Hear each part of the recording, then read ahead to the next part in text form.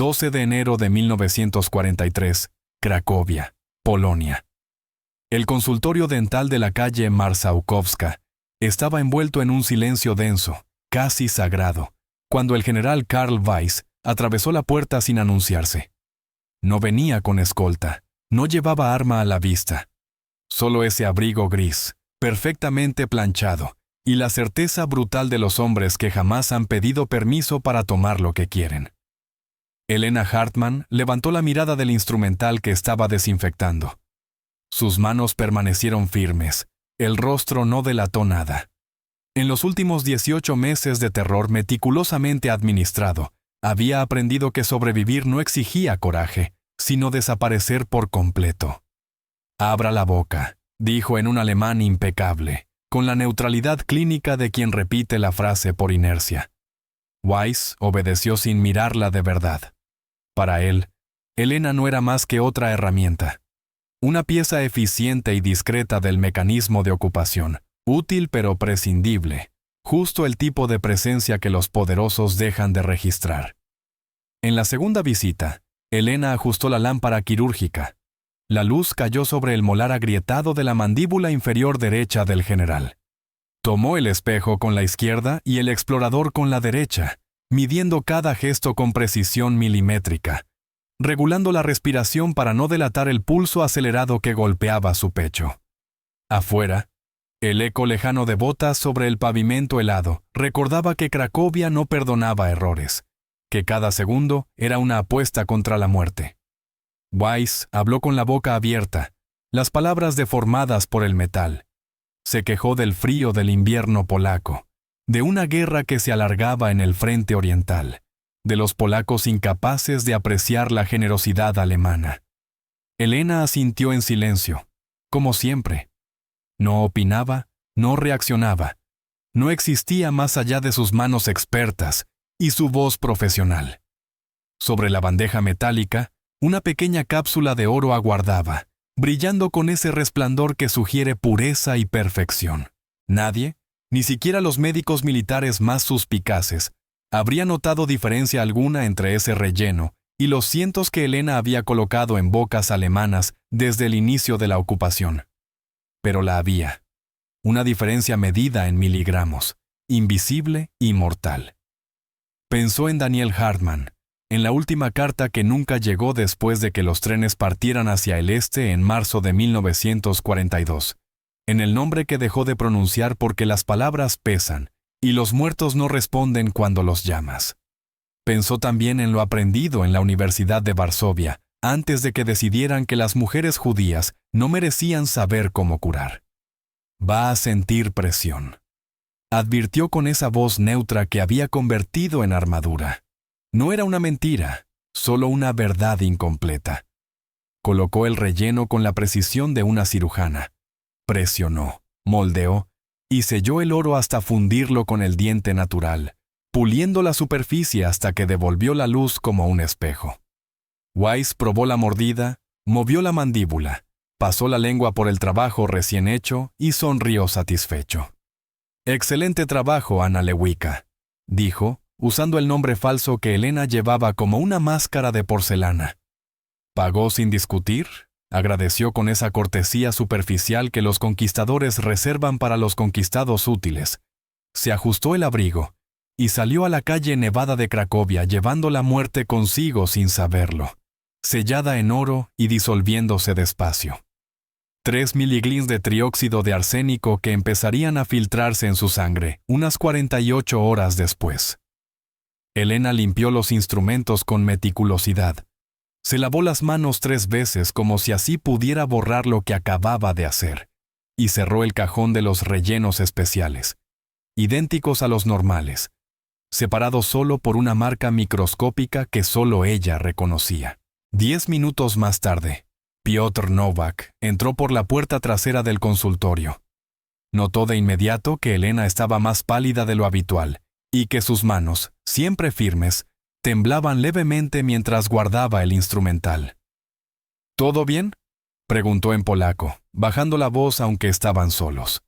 Helena asintió sin mirarlo. Weiss, dijo, y no hizo falta nada más. Piotr Nowak cerró los ojos un segundo y lo entendió sin que hicieran falta explicaciones. Karl Weiss no era un nombre más dentro de la estructura de ocupación. Era el oficial a cargo de las deportaciones desde el distrito de Wola, el hombre cuya firma figuraba en órdenes de ejecución sumaria contra civiles polacos, el arquitecto de la liquidación final del gueto apenas unos meses antes. ¿Cuánto tiempo?, preguntó Piotr. Entre 4 y 6 semanas, depende de su metabolismo. ¿Y si lo descubren? Elena Hartmann alzó por fin la mirada. Sus ojos, de un gris acerado heredado de su padre, no mostraban miedo, solo una lucidez inquietante. Entonces habrá valido la pena, porque eso sería lo más peligroso de todo. Nada había fallado. El procedimiento fue impecable. Weiss se había marchado caminando, satisfecho y confiado, sin saber que el reloj de su vida acababa de iniciar una cuenta atrás irreversible, y nadie, absolutamente nadie, sospechaba nada. Si esta historia te llegó al corazón, apóyala con tu me gusta y suscríbete para no perder los próximos videos. Si deseas convertirte en miembro del canal y ayudarnos a seguir compartiendo estas historias olvidadas, haz clic en el botón Unirse.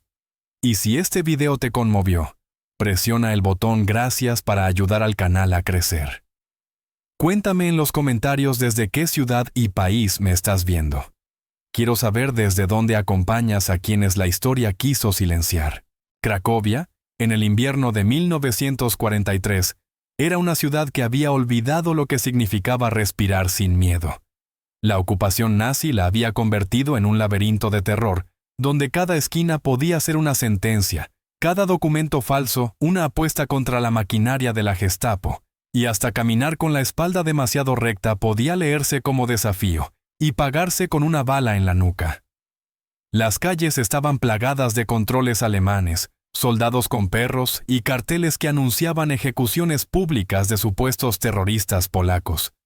En las paredes aún quedaban manchas de sangre de los fusilamientos matutinos que se repetían cada pocos días, cuando la Gestapo sentía la necesidad de recordar quién mandaba. El toque de queda empezaba a las 8 de la noche, y después de esa hora, cualquiera en la calle podía ser abatido sin aviso. El sonido de las botas patrullando resonaba en las avenidas vacías como el latido de una bestia mecánica que nunca dormía. La comida estaba racionada. Las cartillas permitían apenas 300 gramos de pan por persona a la semana, menos de 50 al día, suficiente para seguir con vida, no para vivir. El mercado negro prosperaba en callejones oscuros, donde se cambiaban joyas familiares por papas podridas. El gueto judío, que había llegado a encerrar a cientos de miles de personas hacinadas en unos pocos kilómetros cuadrados, había sido liquidado meses atrás. Los sobrevivientes fueron enviados a Treblinka en trenes de ganado que partían cada mañana desde el Umschlagplatz, miles por día, vagones diseñados para 40 cuerpos llenos con más del doble. Cuando el viento soplaba desde el este, el olor a muerte viajaba desde la estación de carga hasta el centro de la ciudad.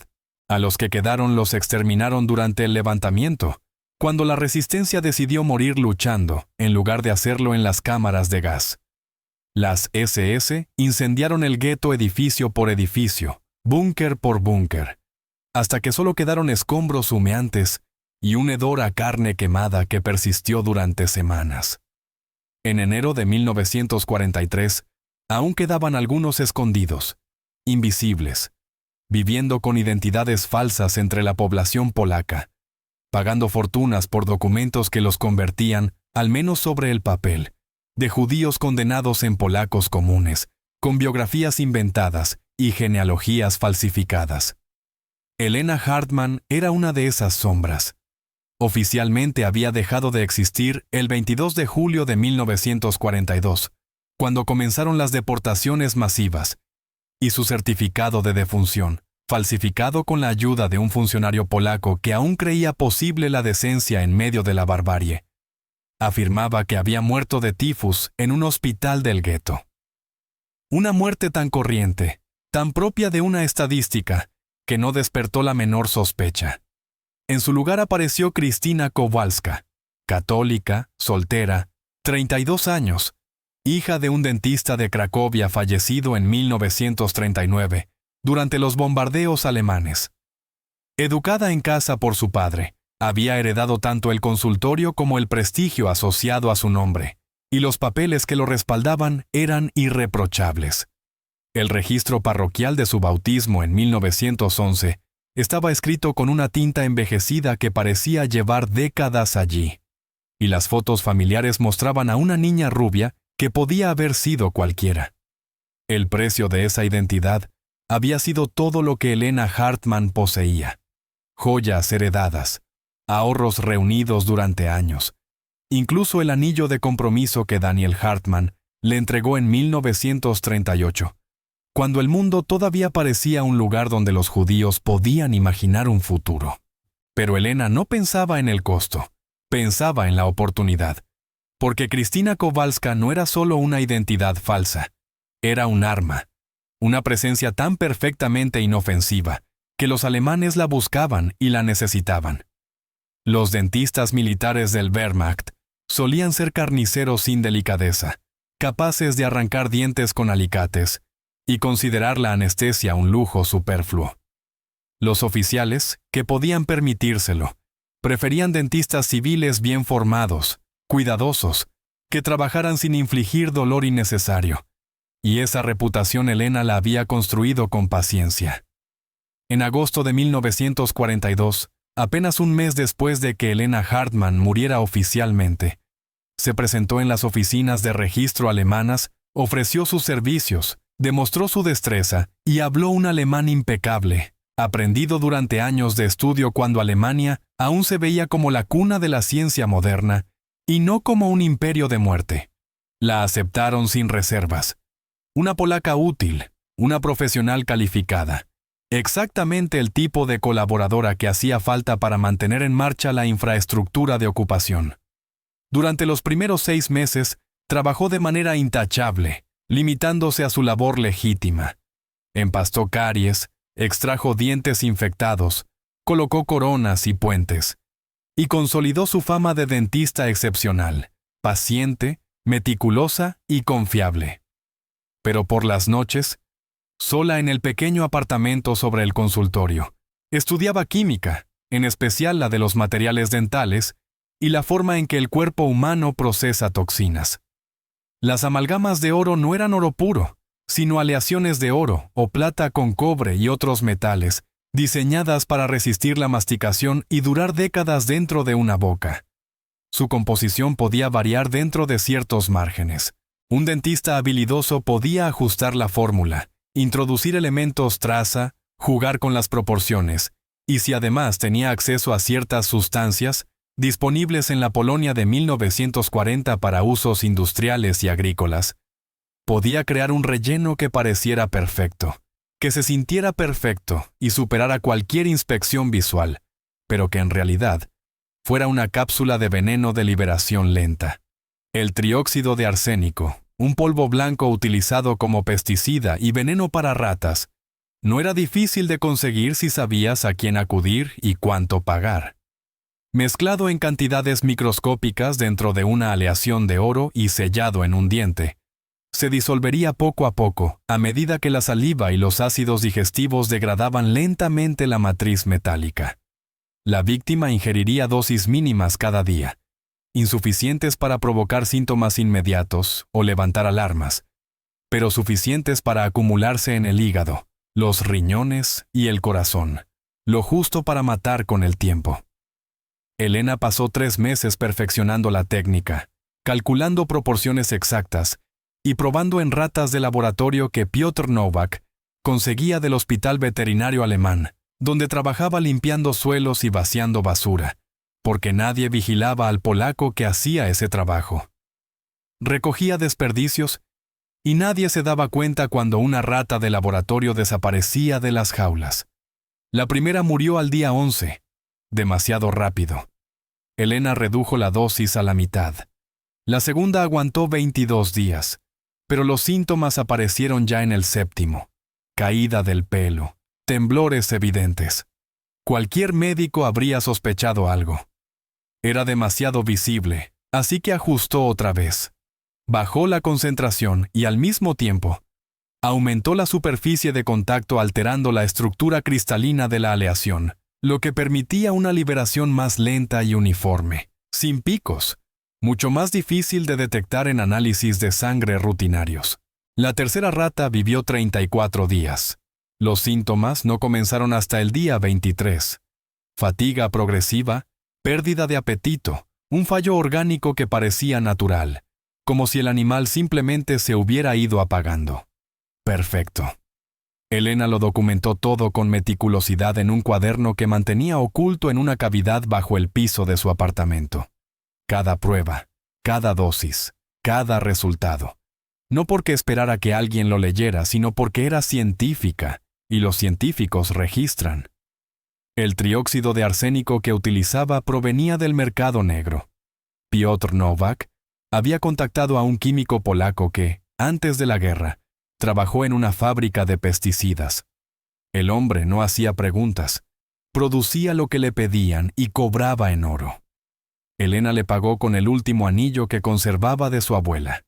3 gramos de arsénico puro costaron todo lo que tenía, pero bastaban para 60 dosis letales, si se mezclaban correctamente. 60 oportunidades para hacer pagar a los conquistadores. La primera vez que lo usó en un ser humano fue en noviembre de 1942. Hans Kruger entró al consultorio quejándose de un dolor de muelas que no lo dejaba dormir. Tenía 53 años, el rostro enrojecido de quien bebe demasiado y la mirada fría de quien ha firmado demasiadas muertes. Era comandante de una unidad de policía auxiliar, responsable de ejecuciones públicas de partisanos polacos. Sus hombres colgaban civiles de postes de telégrafo y dejaban los cuerpos pudriéndose durante días. Elena trató el molar infectado, hizo un trabajo impecable y selló, junto al oro, 3 miligramos de muerte. Kruger falleció 6 semanas después. El certificado habló de una falla hepática aguda. Los médicos militares especularon con hepatitis, con alcohol, con el estrés de la guerra, y nunca se les ocurrió revisar los dientes. El segundo fue el mayor Ernst Behr, en diciembre. Un oficial de logística encargado de coordinar el transporte de judíos desde los guetos polacos a los campos de exterminio. Un burócrata de la muerte que firmaba deportaciones mientras desayunaba. Elena lo atendió por una corona rota y colocó un relleno temporal con 4 miligramos de arsénico. En enero aún seguía con vida. Pero ella sabía que el tiempo se le acababa y que los síntomas ya habrían comenzado. Cansancio inexplicable, dolores de estómago, confusión mental. Pronto llegaría la fase terminal. Y ahora Karl Weiss, el tercero y el más peligroso, porque no era un oficial cualquiera sino un general, con recursos, médicos personales y acceso a los mejores hospitales del Reich. Si algo fallaba, si los signos aparecían demasiado rápido o resultaban evidentes, habría investigaciones, autopsias, análisis toxicológicos. Elena lo sabía y aún así lo hizo, porque cada vez que cerraba los ojos veía las fotografías que Piotr le había mostrado. Cuerpos apilados en las calles del gueto, niños muriendo de hambre, familias empujadas a vagones de ganado. Mientras Weiss observaba desde su coche oficial, fumando con indiferencia, y pensaba en Daniel Hartmann, en su voz leyéndole poesía por las noches, antes de que el mundo se rompiera, en sus manos, tan parecidas a las de ella, hechas para curar y no para matar. Pensaba en el último abrazo antes de que los soldados se lo llevaran, en la promesa que le hizo de que encontraría la forma de sobrevivir, de resistir.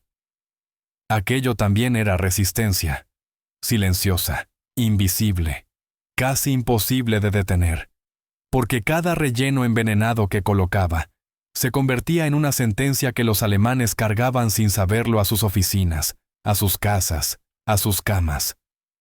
Cada uno era una bomba de tiempo marcando el ritmo dentro de sus bocas mientras comían, hablaban o dormían, y nadie lo sabía, nadie lo sospechaba. Ese era el poder más terrible de todos. En febrero de 1943, El doctor Walter Neumann empezó a notar un patrón. Médico jefe del Hospital Militar Alemán en Cracovia, 58 años, nacido en Berlín y formado en la Universidad de Heidelberg, cuando la medicina alemana todavía significaba excelencia. Había servido como cirujano de campaña en el frente occidental durante la Primera Guerra Mundial. Había visto suficiente muerte como para desarrollar un instinto especial cuando algo no encajaba. Y aquí, definitivamente, algo no lo hacía. 3 oficiales de alto rango habían muerto en los últimos 4 meses con síntomas parecidos: fatiga progresiva, dolores gastrointestinales, confusión mental y fallo orgánico múltiple en hombres que, según sus historiales, estaban razonablemente sanos antes de que todo comenzara de forma abrupta. El Oberst Krüger fue el primero. Al principio lo diagnosticaron con hepatitis, pero los análisis no mostraron los marcadores típicos de una infección viral, y murió antes de que pudieran profundizar más. El segundo fue el mayor Baer. Los síntomas avanzaron con más lentitud, lo que permitió un seguimiento más detallado. Los análisis revelaban daños hepáticos y renales crecientes, sin una causa clara. Se pensó en cáncer, pero las radiografías no mostraron tumores, y murió en su cama, delirando sobre ratas y polvo blanco. Ahora el general Karl Weiss empezaba a presentar el mismo cuadro. Neumann ordenó una batería completa de pruebas, consultó con especialistas en Berlín, y revisó personalmente la dieta, el entorno y los hábitos de los 3 oficiales en busca de un factor común. No encontró nada evidente, pero sí algo llamativo. Los 3 habían recibido tratamiento dental en los meses previos al inicio de los síntomas. Los 3 habían acudido a dentistas civiles en lugar de los servicios dentales militares, y al revisar los registros con mayor detalle, descubrió que 2 de ellos habían sido atendidos por la misma profesional, Krystyna Kowalska. Neumann no era un hombre proclive a conspiraciones. La guerra le había enseñado que a veces la gente simplemente muere sin explicaciones claras, que el cuerpo humano es frágil y complejo, que las coincidencias existen. Pero también sabía que ignorar patrones era una manera rápida de acabar muerto. El 15 de febrero de 1943 ordenó una investigación discreta.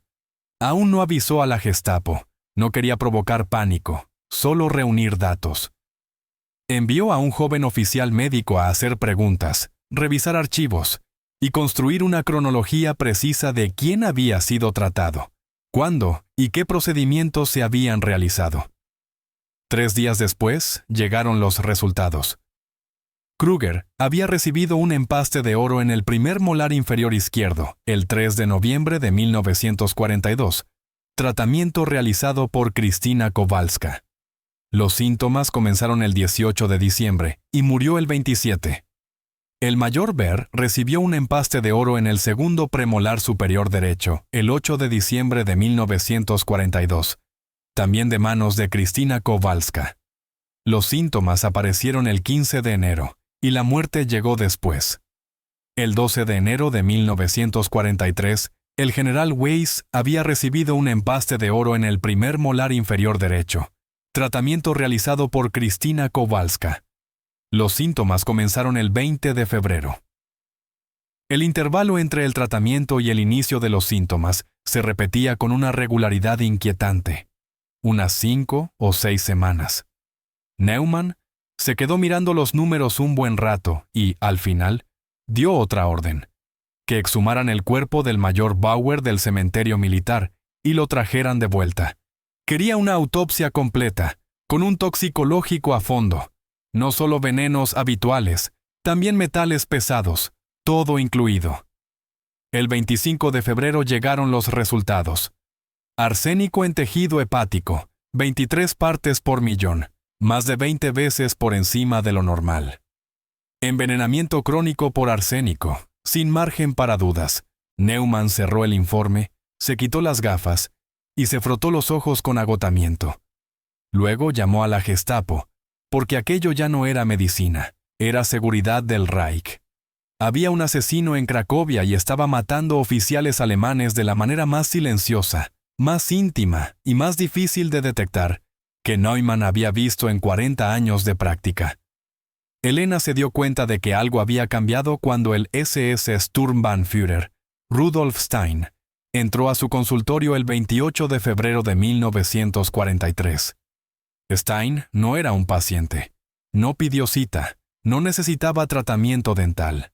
Simplemente apareció, escoltado por 2 agentes de la Gestapo con abrigos de cuero negro, y cerró la puerta tras ellos con un golpe que sonó como un disparo en el silencio. «Anna Lewicka», dijo con una sonrisa que no alcanzaba los ojos. «Tenemos que hablar de sus pacientes». Elena mantuvo la cara neutra.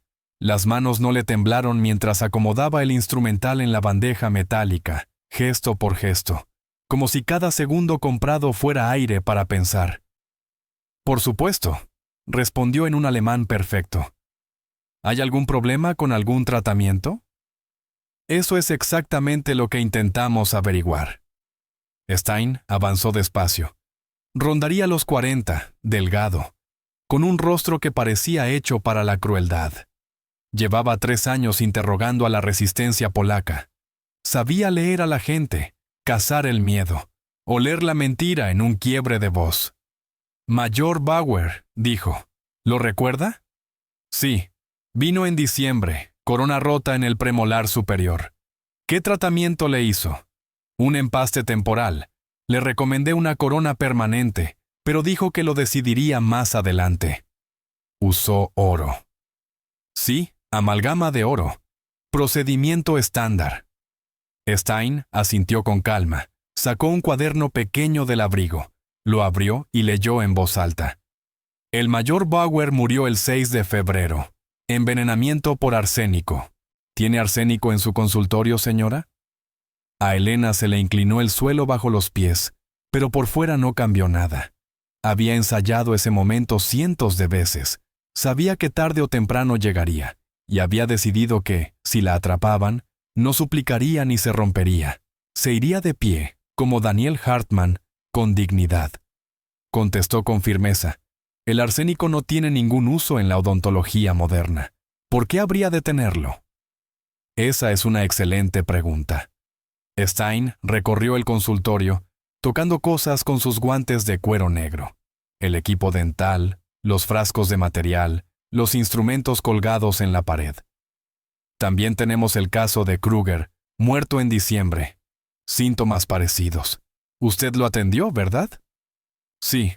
Una infección en un molar. Limpié la cavidad y luego hice un empaste. Otro de oro. Sí.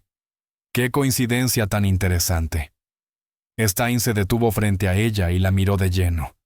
Elena le sostuvo la mirada sin parpadear. «El general Karl Weiss también es su paciente», continuó. «Lo trató hace 6 semanas y ahora está muy enfermo.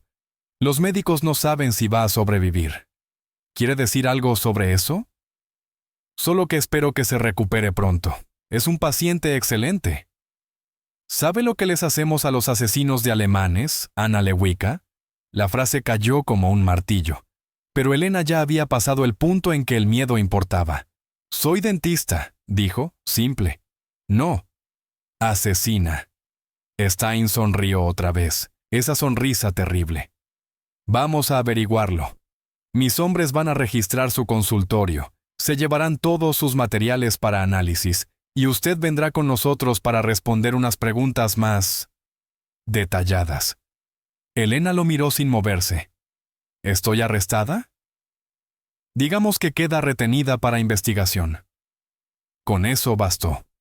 Los agentes de la Gestapo comenzaron a desmantelar el consultorio con una eficiencia fría y metódica. Vaciaron cajones uno a uno, revisaron cada instrumento, cada frasco, cada papel. Empaquetaron los materiales dentales en cajas de madera marcadas con sellos oficiales del Reich. Tomaron muestras de cada amalgama, cada relleno, cada sustancia química que Elena poseía. Uno de los agentes, un muchacho joven con acné en el cuello, levantó triunfal un frasco de ácido nítrico usado para limpiar instrumentos. «Sturmbannführer, ácido». Stein lo miró con desprecio. «Ácido de limpieza, idiota. Todos los dentistas lo tienen. Siga buscando». El agente, avergonzado, devolvió el frasco a su sitio. Elena observaba todo con una calma aparente. Por dentro, su mente calculaba probabilidades. Las 3 cápsulas envenenadas estaban mezcladas entre otras 50, sin marcas visibles ni diferencias de peso apreciables. Solo esa muesca microscópica en el borde, perceptible al tacto, que únicamente sus dedos entrenados podían reconocer. Si los alemanes analizaban todas químicamente, las encontrarían, sin duda. Pero un análisis exhaustivo de 53 muestras requería tiempo, días, quizá una semana. ¿Qué pasaría entonces? ¿Podría Piotr Nowak hacer algo? ¿La resistencia reaccionaría? ¿O ella esperaría en una celda de la Gestapo hasta que llegara el veredicto? Encontraron las 53 cápsulas de oro en el cajón inferior derecho del gabinete, ordenadas en filas perfectas, cada una en su pequeño compartimento de terciopelo negro, brillando bajo la luz, como promesas de curación. El agente principal las contó con cuidado, las colocó en una caja especial forrada de algodón y las selló con cera lacrada y la firma de Stein. «Estas irán directo al laboratorio central», dijo. «Si hay algo incorrecto en alguna, lo sabremos». Elena sabía que las cápsulas marcadas no delatarían nada a simple vista. Los agentes buscaban diferencias visibles, no señales táctiles, y no encontraron ninguna. Así que lo empacaron todo. Cápsulas, frascos, instrumentos. Cargaron las cajas rumbo al laboratorio central de la Gestapo en la avenida Sucha para un análisis completo. Elena calculó que tenía unas 48 horas antes de que llegaran los resultados.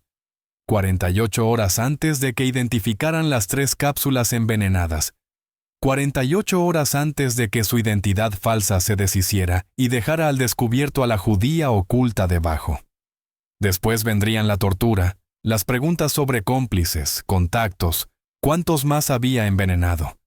Y cuando ya no quedara nada por extraer, la colgarían en una plaza pública como advertencia. Elena aceptó todo eso mientras la esposaban, mientras la empujaban hacia el automóvil negro estacionado afuera, mientras las calles de Cracovia pasaban como un borrón gris tras la ventanilla. Lo aceptó porque había conseguido algo que nadie podía arrebatarle. Había matado a 3 de ellos, generales y comandantes, arquitectos de muerte. Los había matado despacio, desde dentro, haciéndolos confiar, bajar la guardia, abrir la boca y permitirle colocar la muerte en sus propios cuerpos. Y si moría por eso, moriría sabiendo que Daniel Hartmann habría estado orgulloso, que había resistido del único modo posible, que no fue invisible por resignación, sino porque convirtió la invisibilidad en un arma. Pero algo inesperado ocurrió en las siguientes 24 horas. Piotr Nowak, que había seguido el arresto a distancia desde una cafetería cercana, no se quedó quieto. Activó contactos que Elena ni siquiera sabía que existían. Conexiones con células de la resistencia polaca que operaban en las sombras de Cracovia. Y esas células comprendieron de inmediato que Elena era demasiado valiosa para perderla, no por quién era, sino por lo que había logrado. La historia de la dentista que envenenaba alemanes con dientes de oro ya corría como fuego en la red clandestina. Una historia capaz de levantar la moral, de demostrar que los alemanes no eran invencibles, que incluso los más poderosos podían ser alcanzados. La resistencia no podía permitir que esa historia terminara con Elena colgada en una plaza, así que optaron por algo desesperado. La noche del 1 de marzo de 1943, un comando de 5 hombres atacó el vehículo que la trasladaba desde el cuartel de la Gestapo hasta las instalaciones de interrogatorio. Usaron una granada casera para detener el automóvil en una esquina oscura del casco antiguo. En menos de 30 segundos, los 2 guardias estaban muertos.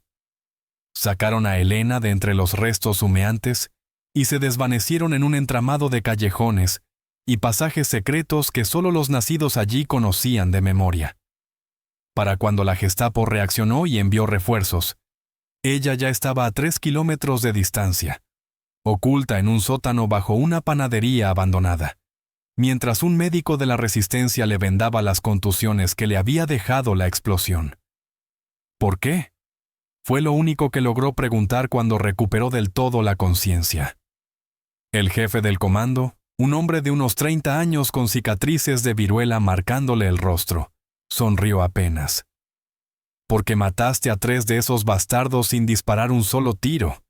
Porque les probaste que podemos tocarlos incluso cuando creen estar a salvo. Elena tragó saliva. Pero ahora saben mi nombre, mi cara, mi consultorio. Anna Lewicka murió esta noche, respondió él con calma. La Gestapo no la encontrará jamás, porque nunca existió de verdad. Le entregaron documentos nuevos, otra identidad más. Ya no dentista, sino empleada de una fábrica textil en un distrito obrero. Alguien completamente común, completamente invisible otra vez. ¿Y ahora qué?, preguntó Elena. El hombre la miró con algo parecido al respeto. Ahora sobrevives. La guerra no ha terminado, y cuando termine, alguien tendrá que contar lo que hiciste. Elena pasó el resto de la ocupación trabajando en la fábrica textil, bajo esa tercera identidad falsa. No volvió a ejercer la odontología, no volvió a tocar un solo instrumento dental. Se convirtió en una sombra más dentro de una ciudad hecha de sombras. Pero los efectos de su trabajo siguieron manifestándose durante meses. El general Karl Weiss murió el 8 de marzo de 1943, exactamente 55 días después de que Elena sellara el empaste envenenado en su boca. El doctor Neumann, frustrado por la desaparición de su principal sospechosa, ordenó una autopsia completa. Encontraron niveles de arsénico incluso más altos que en el caso del mayor Baer, y el análisis del empaste confirmó que contenía unos 3 miligramos de trióxido de arsénico, mezclados con la aleación de oro. La Gestapo lanzó una cacería masiva en busca de Anna Lewicka. Interrogaron vecinos, revisaron registros, siguieron cada pista imaginable, y no hallaron nada porque no había nada que hallar. Anna Lewicka había sido una ficción desde el inicio, una máscara que Elena se puso y luego descartó. Los análisis de laboratorio de las 53 cápsulas de oro confiscadas revelaron que 3 contenían arsénico, pero para entonces ya era imposible determinar a qué pacientes se les habían colocado.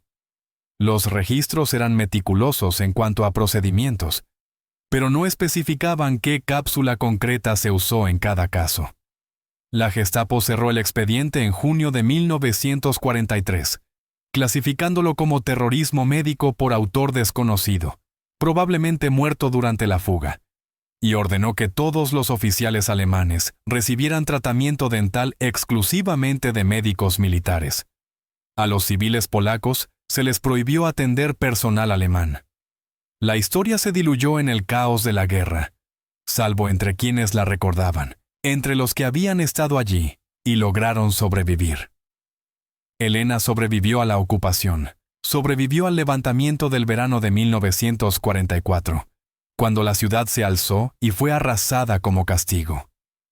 Pasó 63 días escondida en un sótano mientras todo ardía sobre su cabeza. Cuando el ejército soviético liberó finalmente las ruinas en enero de 1945, salió a la superficie pálida, delgada, casi irreconocible. Tenía 36 años, pero parecía de 60.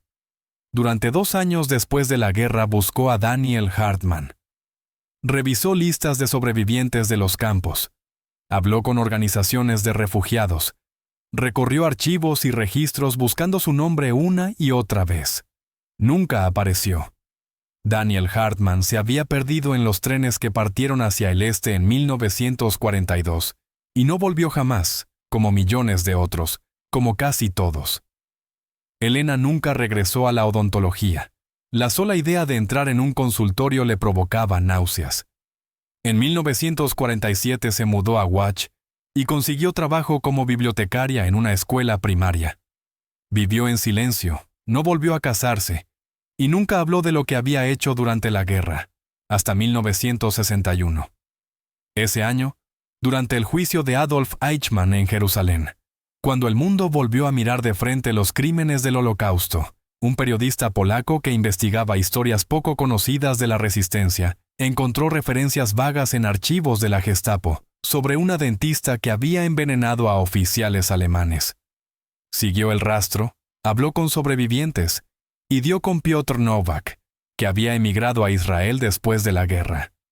Piotr le contó sobre Elena, sobre lo que había hecho y sobre cómo la habían sacado con vida.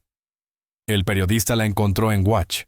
Tenía 52 años y vivía sola en un pequeño departamento lleno de libros. Al principio se negó a hablar. Dijo que no había ninguna historia, que solo había hecho lo que cualquiera habría hecho.